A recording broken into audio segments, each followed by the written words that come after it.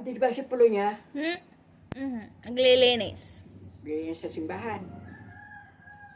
Ba't di mo tinulungan? Ano tinulungan mo? Ang dami naman ho naglilinis. May katulog ba? Nagbubuhat ho ng timba kanina, sabi sa akin, very early, saan ka ba? Kaaga ko ho daw. Sabi ko, nag-e-exercise. Ada mo nung harapan ng simbahan eh. May nagagamas ba? Wala. Wala pa ho ata.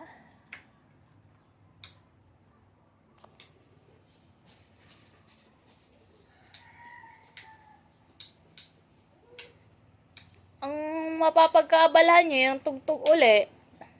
Alay. Tugtog. Kaso mo, nakakabingi naman.